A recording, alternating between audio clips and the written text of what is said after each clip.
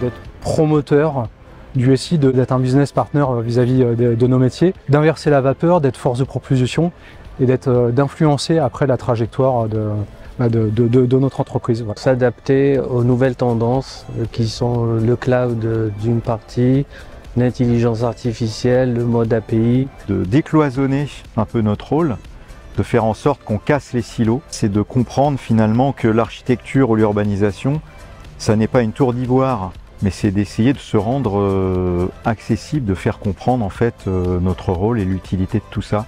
La cybersécurité, c'est-à-dire qu'on est passé d'une approche valeur business à une approche prévention des risques. À l'avenir, moi j'aimerais bien qu'on sorte justement de ce cocon de la DSI et qu'on travaille plus avec les métiers, comprendre quels sont vraiment leurs besoins, leurs problématiques pour justement pouvoir transformer le SI pour répondre au mieux à leurs besoins.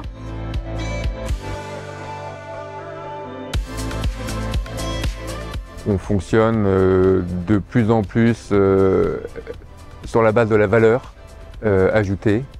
Et donc les évolutions qu'on fait, elles sont conditionnées par le retour sur investissement. Les défis, c'est de pouvoir collecter au maximum l'information, de pouvoir en tirer profit et de pouvoir interconnecter tout ça. La difficulté, c'est d'en faire quelque chose qui a de la valeur et sur lequel on peut exploiter et construire. En fait. Un autre défi, c'est l'agilité.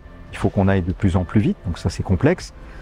D'autres défis, c'est l'innovation, faire en sorte que l'architecture, l'urbanisation ne soit pas, on va dire, calée sur ce qu'on faisait il y a 10, 15, 20 ans.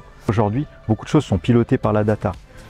Et l'enjeu, c'est de comprendre vraiment que le SI est souvent tiré par les données et de faire en sorte qu'on connaisse mieux le SI par les données aussi. Plutôt la capacité à démontrer leur rapport de valeur dans un contexte extrêmement changeant où l'architecture c'est plutôt le processus du temps un peu long, du temps du projet, de transformation, etc.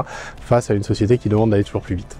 L'éco-conception a sa place au même titre que les autres pour qu'on construise un futur dans lequel on pourra tous vivre sereinement.